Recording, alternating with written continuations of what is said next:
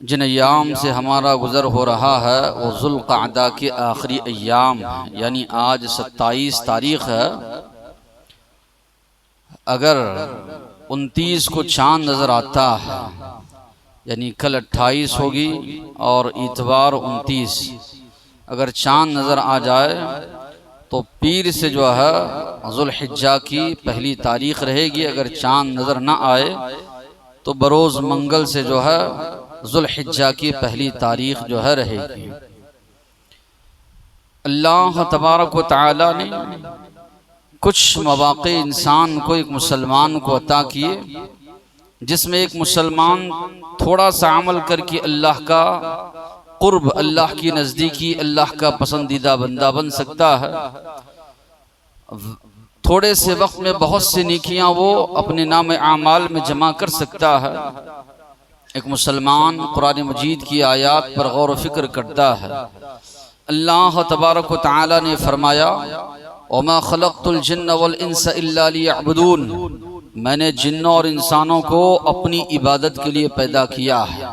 تو اللہ تبارک و تعالی اس آیت کریمہ میں فرما رہے ہیں انسانیت کو پیدا کرنے کا مقصد یہ ہے کہ انسان ایک اللہ کی عبادت کرے، بندگی کرے۔ کئی لوگوں کو دیکھنے میں آتا ہے جواب یہ دیں گے کہ وقت نہیں مل رہا ہے نماز کے لیے، اس سے بڑھ کر اس کی ناکامی کیا ہو سکتی ہے؟ یہ الفاظ کافی ہیں اس کو جہنم میں لے جانے کے لیے۔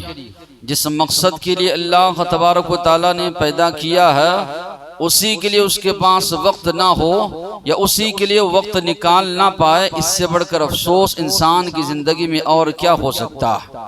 تو اللہ تبارک و تعالی فرما رہے ہیں مقصد زندگی، مقصد حیات یہ ہے نیک اعمال، نیکیاں، اعمال صالحہ، عبادت بندگی جو ہے انسان کر کے اس دنیا سے جائے، اخروی زندگی کی تیاری کرے۔ ویسے تو ہمیشہ ایک مسلمان کو جو اللہ تبارک و تعالیٰ نے عبادات مقرر کیے ہیں اس کو بجا لانا ہے، اس میں کوتاہی نہیں کرنا ہے، مگر کچھ حسین مواقع، کچھ سازگار مواقع اللہ تبارک و تعالیٰ نے ہم کو عطا کیے، ان میں اگر ہم عمل کرتے ہیں تو اور زیادہ ہمیں ثواب ملتا ہے۔ رمضان کا مہینہ گزرا، اس میں بھی اعمال صالحہ اللہ تبارک و تعالیٰ کو بہت زیادہ پسندیدہ ہے، اور اسی طرح اب جو مہینہ آ رہا ہے ذوالحجہ کا مہینہ، اس کے شروع کے جو 10 دن ہے، شروع کے جو 10 ایام ہیں اللہ کو بہت زیادہ پسندیدہ ہے، اللہ کے نزدیک بہت زیادہ افضل ایام ہیں۔ ان ایام میں کیا جانے والا نیک عمل اللہ کو بہت زیادہ پسندیدہ ہے اور بہت زیادہ اجر و ثواب کا باعث۔ اللہ تبارک و تعالیٰ نے ان 10 ایام کی قسم کھائی۔ سورہ فجر کے شروع میں اللہ نے فرمایا والفجر ولیال عشر، قسم ہے فجر کے وقت کی، قسم ہے 10 راتوں کی۔ مفسرین کا اتفاق اس بات پر، یہاں پر جو 10 راتیں کہی جا رہی ہیں اس سے مراد دن ہے، یعنی ذوالحجہ کے شروع کے 10 ایام ہیں۔ جابر رضی اللہ عنہ روایت کرتے ہیں نبی کریم صلی اللہ علیہ وسلم نے فرمایا افضل ایام الدنیا عند اللہ یعنی العشر ذی الحجہ، اللہ تبارک و تعالیٰ کے نزدیک ساری دنیا میں سب سے افضل ایام یہ ذوالحجہ کے شروع کے 10 ایام ہیں۔ صحابہ نے پوچھا اللہ کے نبی، ایک مسلمان اگر اللہ کے راستے میں قتال کرتے ہوئے جنگ کے لیے جو نکلتا ہے وہ ایام سے بھی زیادہ یہ ایام افضل ہیں، چونکہ قتال یا اسی طرح اللہ کے راستے میں جنگ کرنے کے لیے نکلنا یہ کوئی آسان کام نہیں، اس کی بہت زیادہ فضیلت۔ انسان جو ہے اپنا اپنی جان، اپنا مال سب کچھ جو ہے داؤ پر لگا کر اللہ کے راستے میں نکلتا ہے، پتہ نہیں کہ پلٹ کر آئے گا یا نہیں آئے گا، وہ نہیں آئے گا تو اس کے بال بچوں کا کیا ہوگا، یہ ساری چیزیں ہونے کے باوجود بھی انسان اللہ کے راستے میں نکل پڑتا ہے۔ تو صحابہ نے پوچھا اللہ کے راستے میں لگائے ہوئے جو ایام ہیں کیا اس سے بھی زیادہ افضل ہے ان ایام میں کیا جانے والا نیک عمل؟ اللہ کے نبی نے فرمایا ہاں، اللہ یہ کہ اگر کوئی اللہ کے راستے میں نکلا اور شہید ہو گیا تو اس کا عمل اس سے بڑھ کر ہے۔ تو معلوم یہ ہوا اتنا زیادہ فضیلت ان ایام کو دی گئی۔ دوسری روایت میں جو الفاظ ہے ما من ایام العمل الصالح فیہا احب الی اللہ من هذه الایام، یعنی ایام العشر، اللہ کے نزدیک سب سے پسندیدہ عمل جو ان 10 دنوں میں کیا جاتا ہے وہ عمل دیگر ایام کے مقابلے میں، دیگر دنوں کے مقابلے میں اللہ کے نبی فرما رہے ہیں ان 10 دنوں میں کیا جانے والا عمل اللہ تبارک و تعالیٰ کے نزدیک بہت زیادہ پسندیدہ ہے۔ ما من عمل ازکا عند اللہ ولا اعظم اجرا، دوسری روایت میں الفاظ ہے سب سے زیادہ اجر و ثواب جن اعمال پر ملتا ہے وہ اعمال ہے جو ذو الحجہ کے شروع میں 10 دنوں میں جو ہے کیے جاتے ہیں۔ تو معلوم یہ ہوا یہ اللہ کے نزدیک افضل ایام ہے، ان میں کیا جانے والا عمل اللہ کو بہت زیادہ پسندیدہ ہے، ان میں کیا جانے والا عمل اجر و ثواب کے لحاظ سے بڑھ کر بھی ہے۔ ویسے ایک مسلمان غور و فکر کرے، شریعت اسلامیہ نے اعمال صالحہ پر بہت زیادہ ابھارا۔ ایک مسلمان کی کامیابی کا دار و مدار 2 چیزوں پر ہے، ایک ہے پہلا ایمان باللہ، اللہ پر ایمان لانا، یا ایمانیات کی جو 6 چیزیں ہیں اس پر ایمان لانا۔ دوسری جو چیز ہے وہ ہے اعمال صالحہ، نیک اعمال۔ جہاں پر بھی اللہ تبارک و تعالیٰ نے جنت کا تذکرہ کیا وہاں پر اللہ تبارک و تعالیٰ نے اعمال صالحہ پر ابھارا۔ اللہ کی جنت چاہتے ہو، اللہ کی نعمتوں کو حاصل کرنا چاہتے ہو، نیک اعمال لے کر آؤ، اللہ تمہیں جنت عطا کرے گا۔ ان الذین آمنوا وعملوا الصالحات لهم جنات تجری من تحتها الانہار، اللہ نے فرمایا یقیناً بے شک جو لوگ ایمان لائے اور نیک اعمال کرتے رہے ان کے لیے ایسے باغات ہیں، ایسی جنتیں ہیں جس کے نیچے سے نہریں بہتی ہوں گی۔ پھر اسی طرح اللہ نے فرمایا والعصر ان الانسان لفی خسر، قسم زمانے کی انسانیت ساری کی ساری نقصان میں ہے، گھاٹے میں ہے۔ پھر اللہ نے فرمایا 4 صفات کو اپناؤ گے اس نقصان سے بچ جاؤ گے۔ الا الذین آمنوا وعملوا الصالحات، سوائے ان لوگوں کے جو ایمان لے آئے اور نیک اعمال کرتے رہے، وتواصوا بالحق، جس بات پر ایمان لائے ہیں، جن باتوں پر عمل پیرا ہے ان کو جو ہے دوسروں تک پہنچاتے ہیں۔ اس راستے میں جو بھی مشکلات، تکلیفیں، پریشانیاں آتی ہے اس پر صبر کر جاتے ہیں، ان تکلیفات کو جھیل جاتے ہیں۔ یہاں پر بھی سورہ عصر جو مختصر سورہ ہے جس کے بارے میں آتا ہے کہ صحابہ آپس میں ایک دوسرے کو سناتے تھے تاکہ ایمان کا جذبہ پیدا ہو، عمل کا جذبہ پیدا ہو، دعوت دین کا جذبہ پیدا ہو، اس راستے میں جو مشکلات آئیں صبر کرنے کا جذبہ پیدا ہو۔ صحابہ اکرام ایک دوسرے کو یہ سورت سنایا کرتے تھے۔ امام شافعی رحمۃ اللہ علیہ نے فرمایا اگر انسانوں کی کامیابی کے لیے اللہ اگر ایک سورت بھی نازل فرماتے ہمارے لیے کافی ہوتی، یعنی ساری چیزوں کا اللہ نے اس میں احاطہ کیا، تو وہاں پر اللہ نے اعمال صالحہ کا بھی تذکرہ کیا۔ اللہ سے ملاقات کی امید کس کو رہی ہے؟ اللہ نے فرمایا مجھ سے ملاقات کرنا چاہتے ہو، ملنا چاہتے ہو، فمن کان یرجو لقاء ربہ، جو کوئی تم میں اپنے رب سے ملاقات کی امید رکھتا ہے۔ سورہ کہف کی آخری آیت ہے فمن کان یرجو لقاء ربہ، جو امید رکھتا ہے لقاء ربہ، اپنے پروردگار سے ملاقات کی، یہ امید کرتے ہو تمہارا رب تمہارے ساتھ رحم و کرم کا معاملہ کرے، تمہارا رب تمہارے ساتھ ایسا معاملہ کرے کہ تمہیں جنت میں داخل کرے، فَلْيَعْمَلْ عَمَلًا صَالِحًا، اللہ نے فرمایا چاہیے کہ وہ نیک اعمال اپنے ساتھ لے کر آئے، نیکیاں وہ اپنے ساتھ لے کر آئے، اعمال صالحہ اپنے ساتھ لے کر آئے، وَلَا يُشْرِكْ بِعِبَادَةِ رَبِّهِ أَحَدًا، اور اپنے رب کی عبادت میں کسی کو شریک نہ ٹھہرائے۔ تو اللہ تعالیٰ شرط لگا رہے اللہ سے امید رکھتے ہو کہ اللہ تبارک و تعالیٰ اچھا سلوک تمہارے ساتھ کرے، اللہ سے ملاقات کی امید رکھتے ہو، نیک اعمال لے کر آؤ، شرط یہ ہے ان اعمال میں شرک جو ہے نہ پایا جائے۔ اللہ نے سورہ حشر کی آخری رکوع میں شروع میں فرمایا یا ایھا الذین آمنوا اتقوا اللہ، اے ایمان والو ڈرو اللہ سے، وَلْتَنْظُرْ نَفْسٌ مَّا قَدَّمَتْ لِغَدٍ، ہر ایک انسان اپنا جائزہ لے، اپنا محاسبہ کرے، اپنا حساب و کتاب لے، آنے والی زندگی کے لیے کیسے اعمال خیر بہترین اعمال آگے بھیج رہے ہو۔ اللہ تعالیٰ فرما رہے ہیں اس دنیاوی زندگی میں رہ کر اپنا محاسبہ کرو۔ تو معلوم یہ ہوا بڑی اہمیت ہے ایمان کے بعد اعمال صالحہ کی۔ اس کے اس لیے دیکھتے ہیں نبی کریم صلی اللہ علیہ وسلم نے جہاں پر اپنی امت کو ابھارا نیک اعمال کی طرف، اللہ کے نبی سب سے زیادہ آگے ہوتے تھے، چاہے نماز کا معاملہ ہو، روزوں کا معاملہ ہو، صدقہ و خیرات کا معاملہ ہو یا دیگر نیک اعمال ہو۔ اللہ کے نبی کی سیرت جب ہم پڑھتے ہیں تو جہاں آپ نے ابھارا سب سے زیادہ نبی کریم صلی اللہ علیہ وسلم آگے ہوتے تھے۔ تو ان ایام میں کیا جانے والا عمل ذو الحجہ کے شروع کے 10 ایام میں اللہ کو بہت زیادہ پسندیدہ ہے۔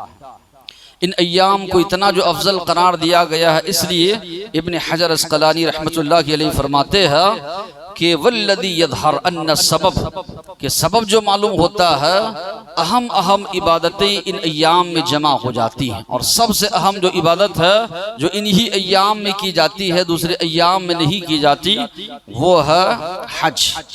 8 ذو الحجہ سے حاجی جو ہے دنیا کے مختلف حصوں سے مکہ کو پہنچتے ہیں۔ 8 ذو الحجہ کو نکل پڑتے ہیں۔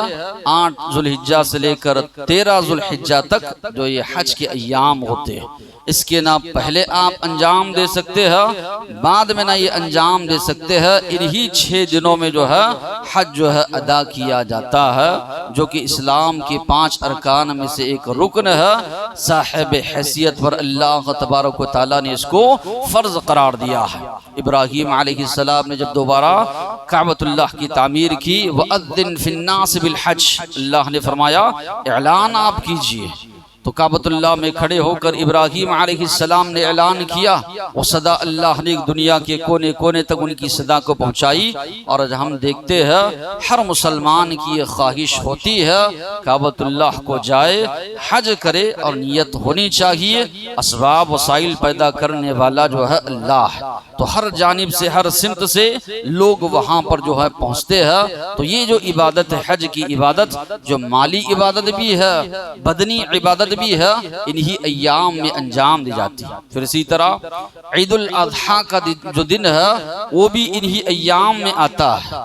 اللہ کے نبی نے فرمایا سب سے افضل دن عید الاضحیٰ کا دن ہے۔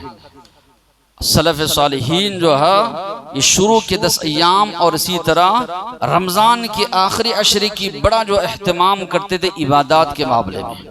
راتوں کو اگر لیا جائے، رمضان کی آخری عشرے کی راتیں افضل ہیں سب سے زیادہ، اس لیے کہ لیلۃ القدر ان راتوں میں آتی ہے جس رات میں اللہ نے اپنی سب سے مقدس سب سے اہم کتاب جو قیامت تک باقی رہنے والی ہے قرآن مجید کا نزول اللہ نے اس رات میں فرمایا۔ دنوں میں سب سے افضل جو ہے ایام جو ہے یہ 10 ایام ہے۔ ان 10 دنوں میں بھی جو ہے سب سے افضل جو دن ہے وہ 10واں دن یعنی قربانی کا دن ہے۔ اور قربانی کا جو عمل ہے یہ اللہ تبارک و تعالیٰ کو بہت زیادہ پسندیدہ ہے، اس لیے استطاعت جس کو اللہ نے عطا کی ہے، طاقت اللہ نے جس کو دی ہے، اس کو قربانی کرنا چاہیے، اس معاملے میں کوتاہی نہیں کرنا چاہیے۔ اس لیے اللہ کے نبی نے فرمایا جو کوئی تم میں قربانی کی طاقت رکھتا ہے پھر بھی قربانی نہیں کرتا فلا یقربن مصلانا، وہ عید کی نماز کو نہ آئے۔ اتنی بڑی بات اللہ کے نبی نے اس لیے فرمائی۔ ابراہیم علیہ السلام کی سیرت کو پڑھو، ابراہیم علیہ السلام کی سیرت کا مطالعہ کرو، کیا کیا قربانیاں ابراہیم علیہ السلام نے اللہ تبارک و تعالیٰ کے حکم پر کی۔ اپنے بیٹے کو، وہ بیٹا جو اللہ تبارک و تعالیٰ نے ان کو بڑھاپے کی عمر میں عطا کیا، اور اس کائنات میں ہم جانتے ہیں والد ہے جو بچوں سے بے پناہ محبت کرتے، بیٹے کو ذبح کرنے کا حکم دیا جائے اس سے بڑی آزمائش نہیں ہو سکتی تھی، مگر چونکہ خواب انبیاء کے سچے ہوتے ہیں، ابراہیم علیہ السلام اسماعیل علیہ السلام کو لے کر نکل پڑتے ہیں ذبح کرنے کے لیے، لے کر جاتے ہیں، لٹاتے بھی ہے۔ اللہ نے خود فرمایا فلما اسلم وتلہ للجبین، پیشانی کے بل اسماعیل علیہ السلام کو لٹا بھی دیتے ہیں۔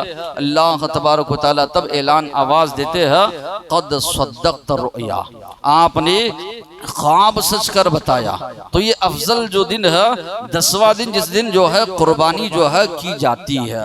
تو بہرحال یہ ایام اللہ تبارک و تعالیٰ کے نزدیک چونکہ اہم عبادتیں ان ایام میں جمع ہے، تو ایک مسلمان ان ایام کا احترام کرے۔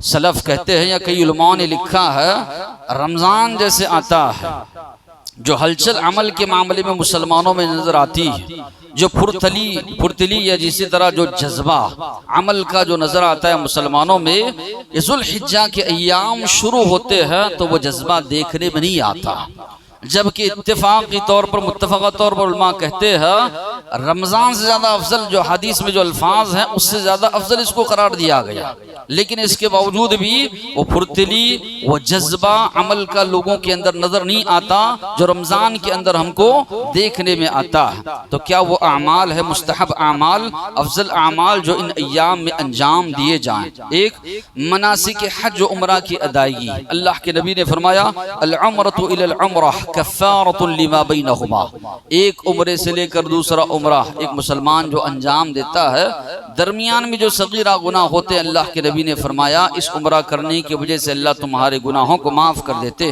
والحج المبرور لیس له جزاء الا الجنہ، نیکیوں سے بھرا ہوا حج مبرور اللہ کے نبی نے فرمایا اس کا صلہ صرف اور صرف اللہ نے جنت عطا کی۔ یعنی جو مسلمان ایسا حج ادا کرتا ہے، گناہوں سے بچتا ہے، برائیوں سے بچتا ہے، پوری اوقات نیک اعمال میں لگاتا ہے، تو اللہ کے نبی فرما رہے ہیں حج مبرور، نیکیوں سے بھرا ہوا حج، اس کا صلہ، اس کا بدلہ اللہ کے نبی نے فرمایا جنت۔ اور اسی طرح دوسرا جو عمل ملتا ہے وہ ہے روزہ رکھنا۔ عائشہ رضی اللہ عنہ فرماتی ہے کان رسول اللہ صلی اللہ علیہ وسلم یصوم 9 ذی الحجہ، نبی کریم صلی اللہ علیہ وسلم ذو الحجہ کے شروع کے 9 ایام 9 دنوں میں روزہ رکھا کرتے تھے۔ ویوم عاشوراء، 10 محرم کو اللہ کے نبی روزہ رکھتے تھے۔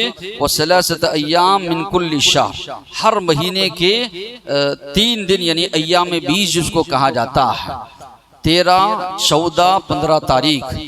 20 ان کے معنی آتے ہیں روشنی کے، چاند چونکہ ان دنوں میں مکمل ہو جاتا ہے راتوں میں، اور روشنی چاند کی زیادہ ہوتی ہے، اس لیے اس کو ایام 20 کہا گیا۔ اور اللہ کے نبی نے فرمایا اگر کوئی برابر پابندی کے ساتھ یہ روزے رکھتا ہے، سال بھر روزے رکھنے کے برابر ثواب اس کو اللہ عطا کرتے ہیں، یعنی 3 روزوں کا ثواب 30 روزوں کے برابر اللہ تبارک و تعالی عطا کرتے۔ تو عائشہ رضی اللہ عنہ فرما رہی ہے اللہ کے نبی 9 روزے رکھتے تھے، اور اسی طرح عاشوراء کا روزہ رکھتے تھے، ہر مہینے 3 روزے رکھتے تھے، اور اسی طرح پیر اور جمعرات کا روزہ نبی کریم صلی اللہ علیہ وسلم رکھا کرتے تھے۔ تو مستحب ہے، افضل ایام ہے، اگر کوشش ہو تو پورے 9 دن کے روزے رکھنے کی ایک مسلمان جو ہے کوشش اور جستجو ہونی چاہیے۔ پھر انہی ایام میں عرفہ کا دن بھی آتا ہے، عرفہ کا وہ دن جس کو اللہ کے نبی نے فرمایا الحج عرفہ، حج جو ہے وہ عرفہ ہی ہے، یعنی وقوف عرفات اگر کسی کا چھوٹ جائے تو اس کا حج نہیں ہوگا۔ عرفات کے میدان میں وقوف لازمی ہے، اور آپ دیکھے رہیں گے حاجی حضرات ظہر اور عصر کی نماز جمع بین الصلاتین پڑھتے ہیں 12، 12:30 بجے 1 بجے، اس کے بعد دعاؤں میں مناجات میں لگ جاتے ہیں، عصر تک مغرب تک مسلسل اللہ سے دعا کر رہے ہیں، ہاتھ اٹھے ہیں، نیچے گرنے کا نام ہی نہیں ہے، مسلسل اللہ تبارک و تعالیٰ کی دعا میں جو ہے لگے ہوئے۔ کئی لوگ جو دیگر ایام میں اپنے گناہوں کی وجہ سے جہنم کے مستحق ہو چکے تھے، نبی کریم صلی اللہ علیہ وسلم نے فرمایا عرفہ کا دن وہ دن ہے جس دن اللہ تبارک و تعالی بہت سے لوگوں کو جہنم سے آزاد فرماتے ہیں، جو دیگر ایام میں اپنی برائیوں کی وجہ سے، اپنی نافرمانیوں کی وجہ سے، اپنے گناہوں کی وجہ سے جہنم کے مستحق ہو چکے تھے۔ یہ عرفہ کا دن وہ دن ہے، اللہ کے نبی نے فرمایا صیام یوم عرفہ احتسب علی اللہ ان یکفر السنہ التي قبلہ والتي بعدہ، عرفہ کے دن کا روزہ احتسب، میں امید کرتا ہوں اللہ سے، مجھے امید ہے اللہ تبارک و تعالیٰ کی ذات سے 2 سال کے گناہ اللہ تبارک و تعالی اس ایک روزے کی وجہ سے بخش دیں گے۔ گناہ نہیں ہے درجات میں بلندی، گناہ نہیں ہے ثواب اس کو یقیناً ملے گا، لیکن اللہ کے نبی فرما رہے ہیں جو سال گزر چکا، جو آئندہ سال آنے والا ہے، اللہ کی ذات سے امید ہے 2 سال کے گناہ اللہ تبارک و تعالی اس ایک روزے کی وجہ سے معاف فرما دیں گے۔ پھر اسی طرح ما من یوم اکثر من ان یحتق اللہ فیہ عبدا، کہ سب سے زیادہ اس دن اللہ تبارک و تعالی لوگوں کو جہنم کی آنکھ سے آزاد کرتے ہیں۔ یہ صرف حاجیوں کے لیے ہی نہیں بلکہ دیگر حاجی بھی اگر اس دن دعا کریں، کیونکہ اللہ کے نبی عام بات فرما رہے ہیں کہ عرفہ کے دن لوگوں کو اللہ تعالی جہنم کی آنکھ سے جو ہے آزاد فرماتے۔ پھر اسی طرح عرفہ کا دن جو ہے یہ وہ دن ہے جس دن اسلام کی تکمیل ہوئی، دین اسلام کو اللہ تبارک و تعالی نے مکمل فرمایا۔ اللہ تبارک و تعالی نے یہ جو آیت نازل فرمائی، الیوم اکملت لکم دینکم واتممت علیکم نعمتی ورضیت لکم الاسلام دینا، آج میں نے تمہارے لیے تمہارے دین کو مکمل کر دیا، میری نعمت کو میں نے مکمل کر دیا، تم سے جو راضی ہوا دین اسلام کے طور پر۔ فمن یبتغی غیر الاسلام دینا فلن یقبل منہ، جو اسلام کے علاوہ دوسرا دین لے کر آئے گا، اللہ فرما رہے ہیں اللہ کے پاس وہ دین قابل قبول نہیں ہے، اللہ کے پاس ایک ہی دین قابل قبول ہے، وہ دین اسلام ہے۔ ایک جو ہے یہودی عالم امیر المومنین خلیفۃ المسلمین عمر فاروق رضی اللہ عنہ کے پاس آتا اور کہتا ہے آیت فی کتابکم، تمہاری کتاب میں ایک آیت ہے، اگر وہ ہم پر نازل ہوتی اس دن کو عید کا دن ہم لوگ بنا لیتے۔ عمر فاروق رضی اللہ عنہ نے پوچھا وہ کون سی آیت ہے؟ تو وہ یہ آیت تلاوت کرتا ہے تو عمر فاروق رضی اللہ عنہ فرماتے ہیں قد عرفنا ذلك اليوم والمكان الذي نزلت فيه على النبي وهو قائم بعرفہ یوم جمعہ، کہ ہم جانتے ہیں کس جگہ یہ نازل ہوئی، کس دن یہ نازل ہوئی، اللہ کے نبی عرفات کے میدان میں ہے، وہاں پر نبی کریم صلی اللہ علیہ وسلم پر یہ آیت نازل ہوتی ہے، اور وہ جمعہ کا دن تھا۔ جمعہ کا دن ہمارے لیے عید کا دن ہے، اور عرفہ کا دن بھی ہمارے لیے افضل دن ہے، جس دن روزہ رکھنے سے اللہ تبارک و تعالی 2 سال کے گناہ معاف کرتے ہیں، اور اسی طرح کئی لوگوں کو جہنم سے آزاد کیا جاتا ہے۔ تو معلوم یہ ہوا انہی 10 ایام میں یہ عرفہ کا دن بھی آ رہا ہے، تو ایک مسلمان کو چاہیے عرفہ کے دن روزہ رکھے، اگرچہ کہ علماء اختلاف کرتے لیکن اکثریت 90% علماء اسی کی بات کی طرف گئے ہیں 9 ذو الحجہ، ہر ایک اپنا چاند دیکھ کر جو ہے 9 ذو الحجہ کو جو ہے عرفہ کا روزہ جو ہے رکھے۔ پھر اسی طرح اللہ کا کثرت سے ذکر کرنا، کثرت سے اللہ تبارک و تعالیٰ کو یاد کرنا۔ قرآن مجید کی آیت ہے فَإِذَا قَضَيْتُم مِّنْ عَرَفَاتٍ، جب عرفات سے تم لوگ ہو کر گزرو، فَاذْكُرُوا اللَّهَ عِنْدَ الْمَشْعَرِ الْحَرَامِ، مشعر حرام کے پاس اللہ کو کثرت سے یاد کرو۔ پھر اسی طرح نبی کریم صلی اللہ علیہ وسلم نے فرمایا فَأَكْثِرُوا فِيهِنَّ، یہ ایام اللہ کے نزدیک بہت زیادہ پسندیدہ ہے، کثرت سے تم لوگ ذکر کیا کرو، التسبیح سبحان اللہ کہو، والتحمید الحمدللہ کہو، والتحلیل لا الہ الا اللہ کہو، والتکبیر اللہ اکبر کہو۔ تو نبی کریم صلی اللہ علیہ وسلم فرما رہے ہیں یہ افضل ایام ہے، ان دنوں میں عمرہ بھی کیا جائے، حج بھی کیا جائے، روزے بھی رکھے جائیں، عبادات کی پابندی بھی ہو، ساتھ ہی ساتھ میں نبی کریم صلی اللہ علیہ وسلم حکم دے رہے ہیں فَأَكْثِرُوا فِيهِنَّ، اس میں کثرت سے اللہ تبارک و تعالیٰ کا ذکر جو ہے تم لوگ کیا کرو۔ ابن عمر رضی اللہ عنہ فرماتے ہیں اللہ کے نبی نے فرمایا کہ یہ ایام اللہ کے نزدیک پسندیدہ ایام ہے، تم لوگ کثرت سے ان ایام میں التحلیل لا الہ الا اللہ پڑھا کرو، والتکبیر اللہ اکبر کہا کرو، والتحمید الحمدللہ، یہ جو اذکار ہے نبی کریم صلی اللہ علیہ وسلم فرما رہے ہیں کثرت سے ان اذکار کو پڑھا کرو۔ اور یہ الفاظ تو یقیناً حدیث میں آئے ہیں، دیگر احادیث میں بھی ان الفاظ کی بہت زیادہ اہمیت آئی کہ اللہ کے نبی نے فرمایا عرش کے اطراف جو چیزیں ہوتی ہے ان میں سے اذکار بھی ہے، جو لوگ یہ اذکار پڑھتے ہیں ان کا تذکرہ جو ہے وہ عرش کے اطراف میں جو ہے ہوتا ہے۔ نبی کریم صلی اللہ علیہ وسلم ایک مرتبہ گزر رہے ہیں، پتجھڑ کا موسم ہے، اللہ کے نبی نے جو ہے پتے جھاڑے، کہا اگر کوئی مسلمان یہ کلمات کہتا ہے سبحان اللہ الحمدللہ ولا الہ الا اللہ واللہ اکبر، سبحان اللہ، اللہ کی ذات ہر قسم کے عیب اور نقص سے پاک ہے، کوئی عیب اس کی ذات میں نہیں پایا جاتا، کوئی اس کا شریک نہیں ہے، کوئی اس کا ساجی نہیں ہے، کوئی اس کا ہمسر نہیں ہے۔ سبحان اللہ کے معنی یہ ہے، لوگ آج اس کے معنی جانتے نہیں۔ سبحان اللہ پڑھ رہا ہے، غیروں کے سامنے جھک رہا ہے، غیروں سے دعائیں مانگ رہا ہے، غیروں سے جو ہے منتیں مانگ رہا ہے، غیروں کے نام پر جانور ذبح کر رہا ہے۔ سبحان اللہ کا معنی ہی اس نے نہیں سمجھا۔ اللہ کی ذات کوئی اس کا شریک ساجی نہیں ہے۔ سبحان اللہ کے معنی یہ ہے، سبحان اللہ کے معنی یہ ہے کوئی عیب اللہ کے اندر نہیں پایا جاتا۔ اللہ کی تسبیح انسان بیان کر رہا ہے، الحمدللہ، نعمتیں اتنی اس کا شمار نہیں کر سکتے، وَإِن تَعُدُّوا نِعْمَةَ اللَّهِ لَا تُحْصُوهَا، اللہ کی نعمتوں کو گننا چاہو گے گن نہیں پاؤ گے، اتنی نعمتوں سے اللہ نے تم کو نوازا ہے۔ وَمَا بِكُم مِّن نِعْمَةٍ، جتنی بھی نعمتیں اللہ تم کو ملی ہے فَمِنَ اللَّهِ، اللہ کی جانب سے تم کو ملی ہے۔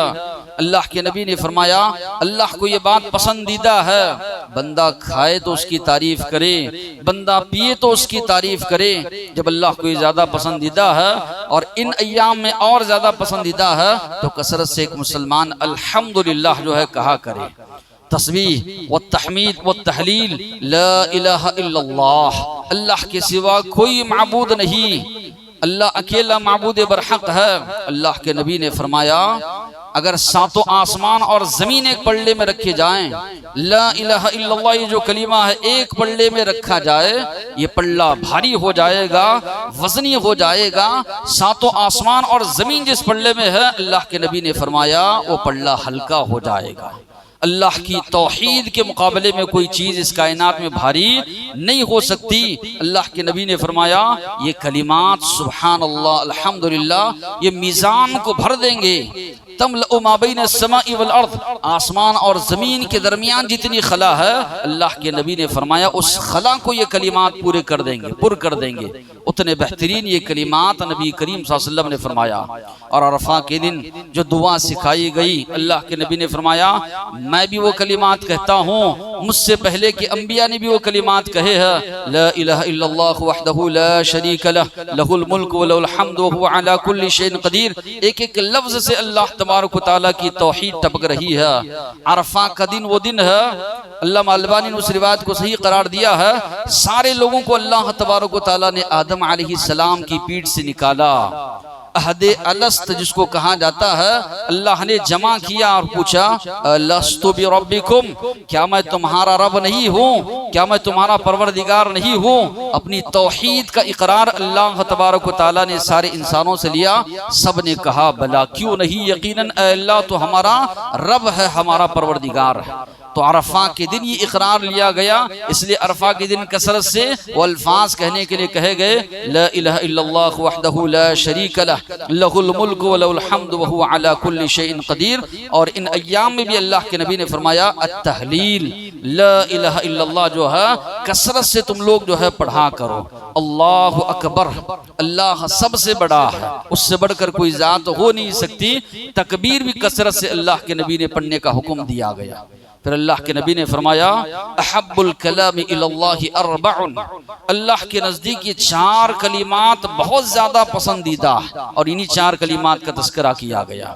اللہ کے نبی نے فرمایا جتنی چیزوں پر سورج طلوع ہوتا ہے ان ساری چیزوں کے مقابلے میں میرے نزدیک اگر کوئی کلمات پسندیدہ ہے تو نبی کریم صلی اللہ علیہ وسلم نے فرمایا یہی 4 کلمات ہیں جو میرے نزدیک سب سے زیادہ پسندیدہ ہے۔ اللہ کے نبی نے فرمایا میری ملاقات ابراہیم علیہ السلام سے ہوئی اسراء و معراج کے موقع پر، انہوں نے کہا آپ کی امت کو میری جانب سے سلام سنائیے، کہیے جنت کی مٹی بڑی عمدہ ہے، بڑی خوشگوار مٹی یہاں کی، مگر کیا ہے پورا چٹیل میدان ہے۔ درخت تم کو لگانا ہے۔ درخت لگانے کے لیے کیا کہا گیا؟ اگر کوئی مسلمان ایک مرتبہ یہ کلمات پڑھتا ہے تو اس کے لیے درخت لگائے جاتے ہیں۔ کتنی جو ہے فضیلت ان کلمات کی بتائی گئی ہے۔ لوگ جنازہ لے جانے کے ٹائم پہ پڑھنے کی کلمات بنا دیں، تب پڑھنے کی کلمات یہ نہیں ہے، تب تو خاموشی کے ساتھ گزرنا ہے، خاموشی کے ساتھ جانا ہے۔ سبحان اللہ والحمد، یہ جنازہ کو لے جا رہے ہیں تب پڑھتے، تب ثبوت نہیں ہے اس کا۔ بقیہ اوقات میں آپ پڑھیے، ان ایام میں آپ پڑھیے، بہت زیادہ ثواب اللہ تبارک و تعالی آپ کو عطا کریں گے۔ آپ کے گناہ بھی جو ہے اللہ تبارک و تعالی معاف کریں گے، بخش دیں گے۔ پھر اسی طرح صحابہ اکرام کے بارے میں آتا ہے کہ صحابہ اکرام ابن عمر رضی اللہ عنہ، ابو ہریرہ رضی اللہ عنہ بازار کی جانب بھی نکل جاتے ہیں، چونکہ پورا اسلامی ماحول تھا، بلند آواز سے تکبیرات کہتے ہیں۔ مینا کی راتوں میں جو ہے، مینا کے ایام میں خیمے میں ابن عمر رضی اللہ عنہ بلند آواز سے تکبیر کہتے ہیں، بلند آواز سے اذکار پڑھتے، ان کا سن کر لوگ بھی شروع کرتے۔ اجتماعی طور پر پڑھنا نہیں ہے، بلند آواز سے پڑھیں، سب اپنی اپنی تکبیرات جو ہے اسی طرح اپنے اپنے اذکار جو ہے پڑھیں، اور صرف نمازوں کے بعد نہیں، نمازوں کے بعد ہو، دیگر اوقات ہو، جہاں کہیں بھی وقت ایک مسلمان کو مل رہا ہے، ہر وقت ان ایام میں صحابہ اکرام کے بارے میں بات ملتی ہے، کثرت سے ان اذکار کو جو ہے پڑھا کرتے تھے۔ اپنا ہمارا یہ معمول کیا ہے؟ صرف نماز کے بعد پڑھتے ہیں، اس کے بعد خاموش ہوتے ہیں، جبکہ صحابہ کے بارے میں آتا ہے کہ ہر جگہ جو ہے کثرت سے ان ایام میں ذکر و اذکار جو ہے وہ پڑھا کرتے تھے۔ بعض صحابہ سے عرفہ کے دن سے لے کر ایام تشریق تک، بعض صحابہ سے 10 ایام میں پورے ایام جو ہے جو اللہ تبارک و تعالیٰ کا ذکر کرنے کا جو ہے تذکرہ جو ہے ملتا ہے۔ تو بہرحال ایک مسلمان کثرت سے زیادہ جو ہے ان ایام میں ذکر و اذکار کرے۔ پھر اسی طرح اللہ کے نبی نے فرمایا، تم میں سے اگر کوئی قربانی کا ارادہ رکھتا ہے، ذوالحجہ کا چاند دیکھنے کے بعد اپنے بال اور ناخن نکالنے سے رک جائے۔ تو اگر کسی کا قربانی کا ارادہ ہے تو اللہ کے نبی نے بال نکالنے یا اسی طرح ناخن نکالنے سے منع کیا۔ یہ 10 ایام میں رکے رہے، قربانی کرنے کے بعد نکالنے کی اجازت ہے۔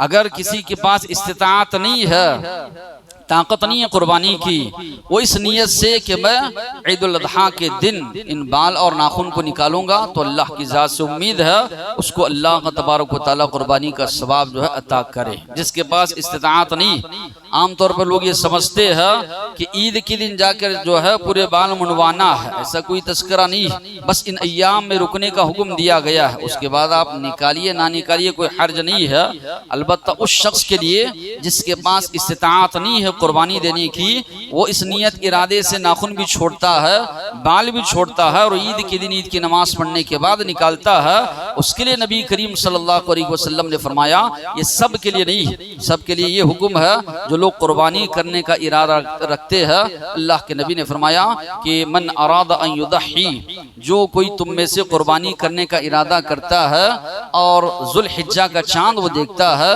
تو اپنے بال اور اسی طرح ناخن نکالنے سے وہ جو ہے رک جائے۔ تمام گھر کے افراد نہیں ہے، جن کی جانب سے دی جا رہی ہے وہی فرد رکنا ہے۔ عام طور پہ یہ تصور بھی پایا جاتا ہے بچے ہیں یا اسی طرح گھر میں دیگر لوگ ہیں وہ سب رکنا ہے، سب کے لیے حکم نہیں ہے، بلکہ گھر کے جو بڑے ہیں جن کی جانب سے قربانی دی جا رہی ہے ان کو ہی جو ہے رکنا ہے۔ اللہ سے دعا ہے مسائل کو سمجھنے عمل کرنے کی توفیق عطا فرمائے۔ وآخر دعوانا الحمدللہ رب العالمین۔